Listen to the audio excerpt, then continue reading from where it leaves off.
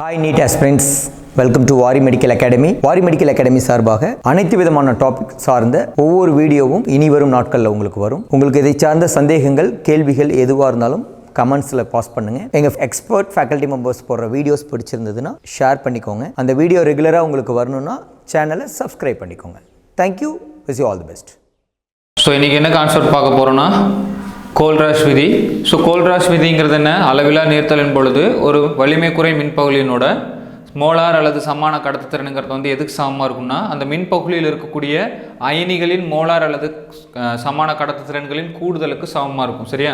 So அதாவது இந்த மாதிரி நம்ம ஒரு மின்பகுளி எடுத்துக்கிட்டோம்னா AXBYங்கிற ஒரு மின்பகுளி எடுத்துக்கிட்டோம்னா அதில் இருக்கக்கூடிய அளவிலா நீர்த்தலின் பொழுது அதனோட மோலார் கடத்துத்திறன்களின் கூடுதலுக்கு சமமாக இருக்கும். சரியா? ஃபார் எக்ஸாம்பிள் NaCl எடுத்துக்கிட்டோம்னா Na+Cl-. ஸோ நம்ம இப்போ என்ன பார்க்க போகிறோம்னா அந்த கொடுக்கப்பட்ட மதிப்புகளை வச்சு அந்த மின்பகுளிகளினோட மோலார் கடத்துத்திறன் அளவிலா நீர்த்தல்னா அதனோட மோலார் கடத்துத்திறன் எப்படி இருக்குன்னு பார்க்கலாம். சரியா? ஸோ ஃபஸ்ட்டு என்னது கால்சியம் குளோரைடு கண்டுபிடிக்கணும். ஃபஸ்ட்டு வந்து கால்சியம் குளோரைடுக்கான மோலார் கடத்துத்திறன் அளவிலா நீர்த்தலை கண்டுபிடிக்கணும். அது எப்படி கண்டுபிடிக்கலாம்னா ஃபஸ்ட்டு அது எப்படி டிசோசியேட் ஆகும்னு நம்மளுக்கு தெரிஞ்சுக்கணும். சரி, அது எப்படி டிசோசியேட் ஆகும்னு தெரிஞ்சுக்கணும். கால்சியம் குளோரைடு எப்படி டிசோசியேட் ஆகும் அப்படின்னா calcium 2+ 2Cl- calcium 2+2Cl- aqueous. சரியா? ஸோ அப்போ நம்மளுக்கு இதிலிருந்து என்ன தெரிஞ்சுக்கலாம் அப்படின்னா இந்த வேல்யூ நம்ம எடுத்துக்கலாம். So lambda m0 calcium chloride is equal to lambda m0 calcium 2+ plus 2 into lambda naught mCl-. சரியா? ஸோ lambda m C2+ எவ்வளோ? 119. ஓகே. ஸோ நெக்ஸ்ட்டு 2 into இதனோட வேல்யூ எவ்வளோ? குளோரைடுக்கு 76.3. ஓகேவா?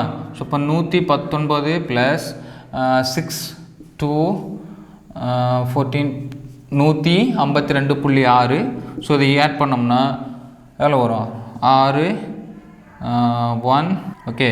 ஸோ இங்கே போச்சுன்னா 7. So 273. So 271.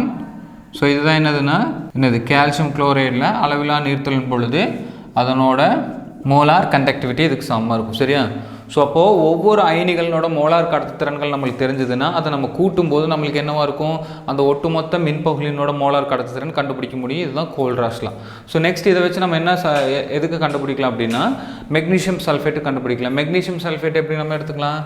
lambda m0 magnesium sulfate is equal to எப்படி நம்மளுக்கு கிடைக்கும்? lambda m0 magnesium 2+ plus lambda m SO4 2-. ஓகேவா? ஸோ இப்போ இதை நம்ம ஆட் பண்ணோம்னா மெக்னீஷியம் 2+ ஓட வேல்யூ எவ்வளோ? 106 per mole ப்ளஸ் 160 cm/mole. சரியா? ஸோ அப்போ நம்ம இதை ஆட் பண்ணோம்னா எவ்வளோ வரும் value? So lambda m0 magnesium sulfate is equal to 266 Siemens cm²/mole அப்படிங்கிறது நம்மளுக்கு கிடைக்கும். சரியா? ஸோ இது வந்து என்னதுன்னா மெக்னீஷியம் சல்ஃபேட்டோட மோலார் கடத்துத்திறன். ஸோ ஒவ்வொரு மின்பகுளியினோட அயனிகள் மோலார் கடத்துத்திறன் கொடுத்துட்டாங்கன்னா நம்ம என்ன பண்ணலாம்? அதை ஆட் பண்ணி கொடுக்கப்பட்ட மின்பகுளி அல்லது கேட்கக்கூடிய மின்பகுளிக்கான மோலார் கடத்துத்திறனை கோல்ராஷ் விதியை பயன்படுத்தி நம்ம கண்டுபிடிக்கலாம். சரியா? ஸோ இதுதான் நம்ம முதல்ல பார்த்த கோல்ராஷ் விதிக்கான இப்படி அதை அப்ளிகேஷன் அதை எப்படி நம்ம அந்த ஃபார்முலா சப்ஸ்டிட்யூட் பண்ணி போடணுங்கிறதுக்கான ஒரு விளக்கம். ஓகே.